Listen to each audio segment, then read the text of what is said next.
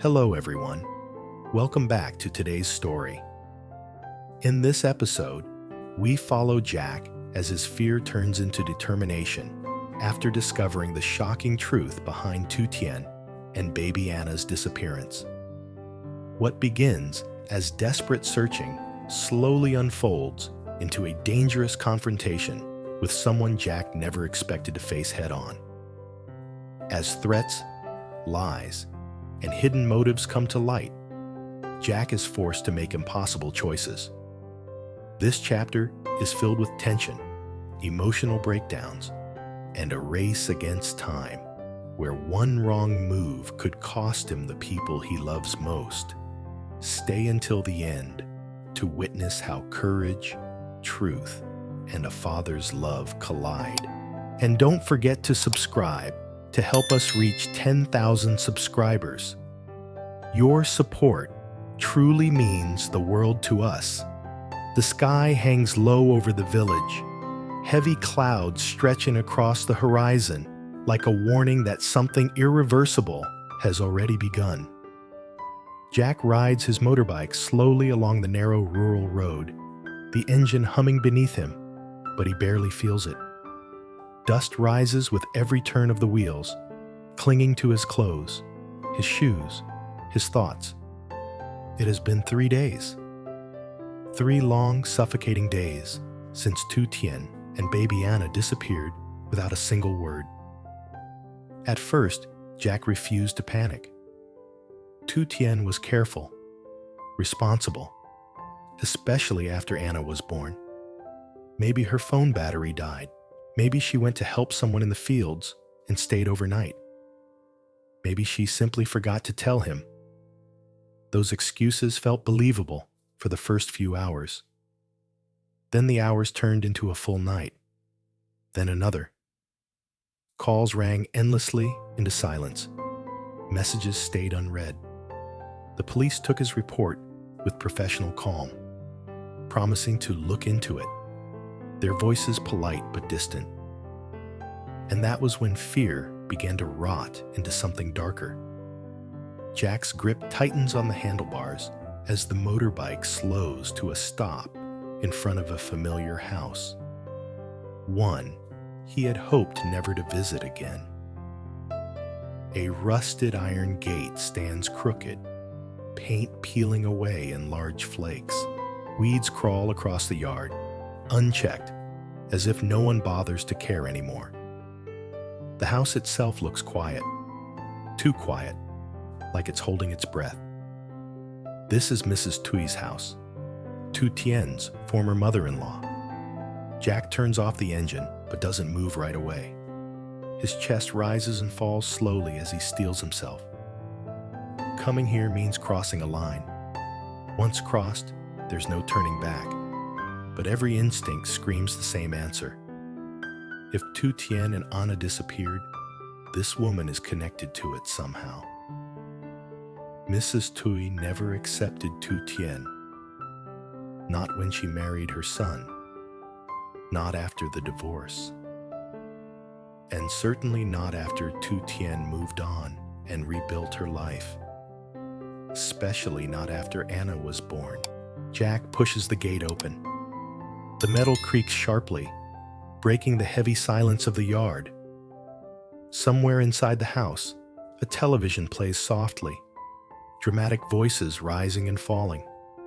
The front door opens a moment later, and Mrs. Tui steps out. She looks exactly as Jack remembers.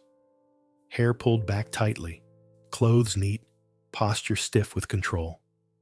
Her eyes, sharp and calculating, scan him from head to toe. There is no surprise in her expression, only irritation. "What do you want?" she asks coldly. Jack steps forward, forcing his voice to stay calm. "I'm here for Tu Tien and my daughter." Mrs. Tui lets out a short, mocking laugh. "Your daughter? That child has nothing to do with me." "They're missing," Jack says, holding her gaze. "And I know you're involved." For just a second, barely noticeable, something flickers in her eyes. anger, alarm, or maybe guilt, but it disappears quickly, replaced by disdain. "You've lost your mind," she snaps. "How dare you accuse me?" Jack reaches into his pocket and pulls out his phone. He opens a photo taken just days before Tu Tien disappeared. She's holding Anna close, her expression gentle but tired.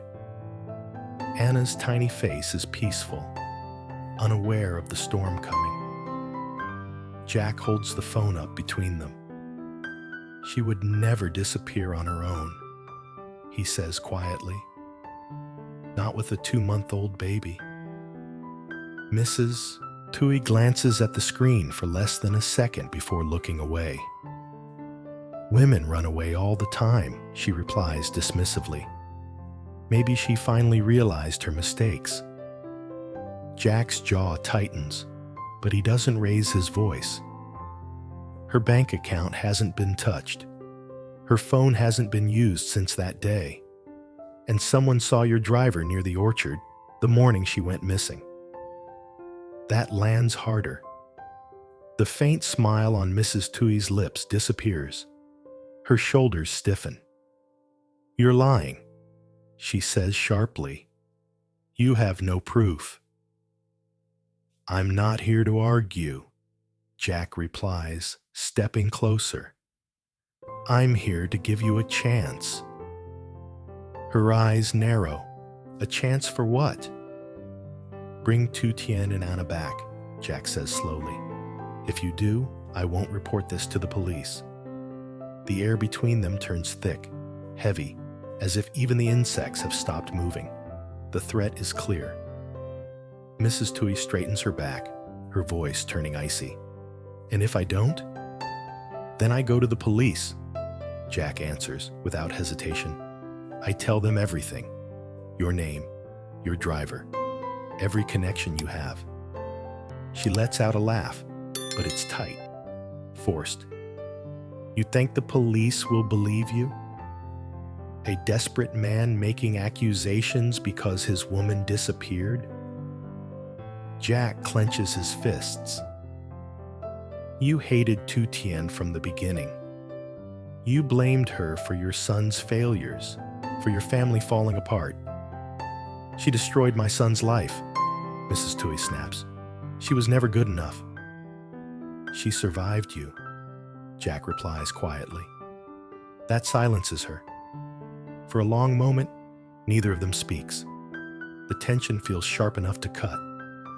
Then Mrs. Tui steps closer, lowering her voice so only he can hear. "You have no evidence," she says. "And without evidence, you have nothing." She turns away and slams the door shut. The sound echoes through the yard.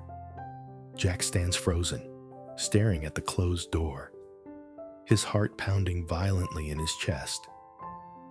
Anger surges, followed by fear, followed by a crushing sense of helplessness.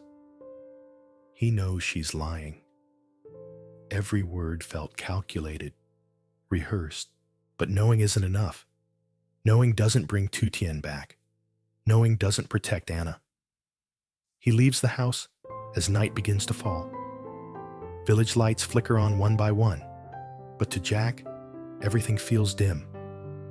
His phone vibrates in his pocket.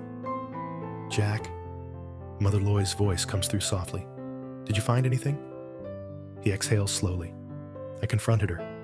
A pause. "And?" "She denied everything." Mother Loy sighs. "That woman is dangerous. You need to be careful." "I don't have a choice," Jack replies. When he gets home, the silence feels unbearable. Anna's crib stands untouched in the corner. Her tiny clothes are folded neatly, as if waiting. Jack sits on the edge of the bed, burying his face in his hands as memories flood back. Tu Tien, humming softly, rocking Anna to sleep, whispering promises about the future. What if they're cold? What if Anna is crying? The thought makes his chest ache. Jack stands abruptly and begins pacing. Waiting is no longer an option. Late that night, he meets a friend who works as a private investigator. They sit in a small roadside cafe, neon lights buzzing overhead. If she's involved, the man says carefully, she'll be cautious, but no one is perfect. Find them, Jack says immediately, whatever it takes.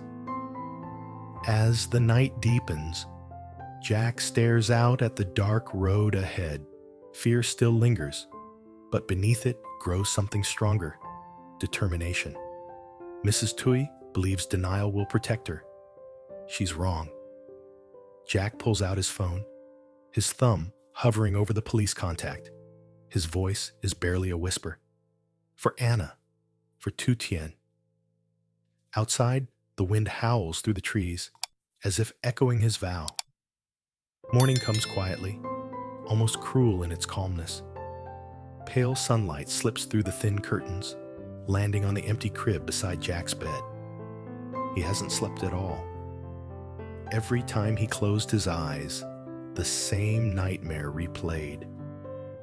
Tu Tien's voice calling out in fear. Anna crying somewhere far away. Unreachable. Jack sits on the edge of the bed, elbows resting on his knees, staring at his phone like it might suddenly come alive. Nothing. No missed calls, no messages, no miracles. He stands up slowly, his body heavy from exhaustion, but his mind painfully alert. Staying inside the house is unbearable. Every corner reminds him of what's missing. Anna's tiny socks, folded neatly. Tu Tien's jacket, still hanging behind the door. The silence feels louder than any noise. By mid-morning, Jack is back on his motorbike, riding toward the orchard where Tu Tien was last seen. The road feels longer than usual, every turn stretching his nerves thinner. When he arrives, the place looks deceptively peaceful. Leaves sway gently in the breeze. Workers move slowly between rows of trees, chatting quietly, unaware that this field is now burned into Jack's memory. He approaches an older worker he recognizes. "Did you see Tu Tien that day?" Jack asks, keeping his voice steady. The man hesitates, glancing around before nodding. "She came early. She had the baby with her." Jack's heart tightens. Did anything seem strange? The man lowers his voice. "There was a black car, parked near the road for a while. I didn't recognize it." Jack feels a chill crawl up his spine. "Did you see who was inside?" "No." The man replies quickly. "I didn't want to get involved." Jack thanks him and walks away, his thoughts racing. A black car. Unfamiliar. Quiet. Everything points in the same direction. His phone rings. It's the private investigator. "I checked deeper," the man says. "Mrs. Tui's driver requested leave the exact day Tu Tien disappeared. Official reason? Family matter." Jack stops walking. Where is he now? Phone off. Address empty. He vanished. That's the final piece. Jack goes straight to the police station. This time, he doesn't hesitate or hold anything back. He recounts everything.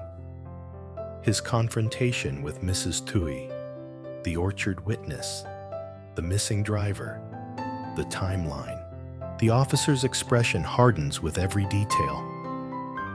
"We're opening a formal kidnapping investigation," the officer says. "But you need to understand, this takes time." Jack nods, though every cell in his body screams against waiting. As he steps outside the station, his phone vibrates again, an unknown number. His heart slams against his ribs as he answers. "Jack," a familiar voice says calmly. "Mrs. Tui." "Where are they?" Jack demands, his voice shaking with restrained fury. She chuckles softly. You went to the police so quickly. You took my daughter, Jack growls. Bring them back now. You're making things complicated, she replies. I told you to stay quiet. You don't control me, Jack snaps. There's a pause on the line. Then her tone shifts, cold, sharp. Be careful what you do next. The call ends. Jack stares at the phone, hands trembling. That call is no denial. It's confirmation. The hours that follow crawl by painfully slow. Jack sits in the dark living room, lights off, listening to the ticking of the clock. Every minute feels like an hour. He imagines Tu Tien trying to stay strong, trying not to panic so Anna won't cry. The thought nearly breaks him. Late that night, the investigator calls again. They found the black car, he says. Abandoned outside the city. No fingerprints worth anything. Jack's chest tightens. And Tu Tien? Anna? Nothing yet. Jack leans against the wall, sliding down until he's sitting on the floor. His breathing becomes shallow. He presses his fists into his eyes, fighting the urge to scream. Fear threatens to swallow him whole, but somewhere beneath it, anger burns hotter. The next morning, Jack is called back to the station to answer more questions. As he leaves, something makes him stop. Across the street, standing calmly under the shade of a tree, is Mrs. Tui. She's wearing sunglasses, her posture relaxed, lips curved in a faint smile. She doesn't approach him. She doesn't need to. Her presence alone is a message. I'm not afraid. Jack meets her gaze for a brief second before turning away. His hands shake, not from fear, but from rage. That evening, his phone vibrates again. A message, then a video. Jack's fingers tremble as he presses play. The screen shows a dimly lit room. Tu Tien sits on a chair, her face pale, hair messy, eyes tired but alert. In her arms, Anna sleeps, wrapped in a thin blanket. Jack's breath catches painfully in his throat. Tu Tien, he whispers. Her eyes lift toward the camera. There's fear in them, but also strength. She's holding on. The video ends abruptly. A message appears beneath it. Stop the police, or you won't see them again. Jack's vision blurs. Rage erupts inside him, raw and uncontrollable. His hands clench so tightly his knuckles ache. For a brief moment, the temptation to give in, to do anything to protect them, is overwhelming. He storms into his mother's room. You knew, he says suddenly. Mother Loy looks up, startled. Jack, what? You've been calm since the beginning, he says, voice breaking. Too calm. Her face crumbles, tears spill down her cheeks. She contacted me, she admits softly. Mrs. Tui. She said if we stayed quiet, Tu Tien and Anna would be safe. Jack feels like the ground disappears beneath him. You believed her? I was afraid, she sobs. She threatened Anna. Jack turns away, his chest tight with pain. He understands his mother's fear, but understanding doesn't erase the damage. That night, Jack makes his choice. He returns to the police and shows them the video. She thinks she has control, Jack says, but she made a mistake. The officer nods. Sending proof. Using a phone, we can trace it. A plan is formed quietly, carefully. 2 days later, police surround one of Mrs. Tui's remote properties at dawn. Jack waits nearby, every second stretching endlessly. His hands are cold. His heart pounds so hard it hurts. Then the call comes. We found them, the officer says. They're safe. Jack drops his phone, knees giving way beneath him. At the hospital, he rushes into the room. Tu Tien looks up as he enters. Tears spill down her face. Jack. He crosses the room in 2 steps, pulling her into his arms, holding her carefully so he doesn't wake Anna. "I'm here," he whispers. "It's over."